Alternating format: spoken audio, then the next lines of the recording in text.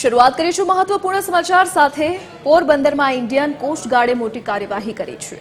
તારીખ 21 ફેબ્રુઆરી 2026 વિદેશી બોટ ઝડપી પાડવામાં આવી હતી। બોટની તપાસ કરતા વિદેશી બ્રાન્ડની સિગારેટના 200 કાર્ટન મળી આવ્યા। બોક્સમાં અંદાજે 1 લાખ પેકેટ વિદેશી બ્રાન્ડની સિગારેટ મળી। જપ્ત માલની કિંમત આશરે રૂપિયા 2.5 થી 5 કરોડની વચ્ચે હોવાની શક્યતા છે। દ્વારકાથી આશરે 115 નોટિકલ માઇલ પશ્ચિમમાં ઓપરેશન હાથ ધરવામાં આવ્યું હતું। અલ મુખ્તાર નામની વિદેશી બોટને રોકી તપાસ હાથ ધરવામાં આવી હતી। બોટમાં 4 ઈરાની નાગરિક ઝડપાયા હતા। તસ્કરીના ઈરાદાથી ભારતીય જળસીમામાં લાવવામાં આવ્યાની આશંકા છે। બોટને કબજે લઈ પોરબંદર તરફ લઈ જવામાં આવી। આગળ સંયુક્ત પૂછપરછ અને કાનૂની કાર્યવાહી હાથ ધરાશે।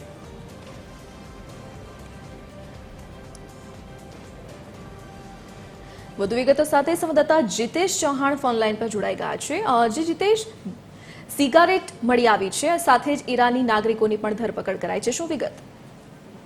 જી, વાત કરીએ કે જે પ્રકારે થોડા દિવસો પૂર્વે જે શંકાસ્પદ નશીલો પદાર્થ કોસ્ટગાર્ડ અને એટીએસે સંયુક્ત ઓપરેશન હાથ ધરીને ઝડપી લીધા બાદ સતત જે ભારતીય જળસીમા છે ત્યાં સુરક્ષા એજન્સીઓ નજર રાખી રહી છે। દરમિયાન આજે એક જે બોટ છે એ ત્યાંથી પસાર થતી શંકાના આધારે તલાશી લેતા તેમાંથી વિદેશી સિગરેટનો કરોડો રૂપિયાનો જે જથ્થો છે મળી આવ્યો છે। એ જથ્થો ઝડપી લેવામાં આવ્યો છે। કોસ્ટગાર્ડ દ્વારા કામગીરી કરવામાં આવી છે અને હવે એ જથ્થાને લઈને આ સાંજ સુધીમાં પોરબંદર આવે તેવી પણ શક્યતાઓ જોવા મળી રહી છે। જી જીતેશ, વિગત બદલ આપનો આભાર।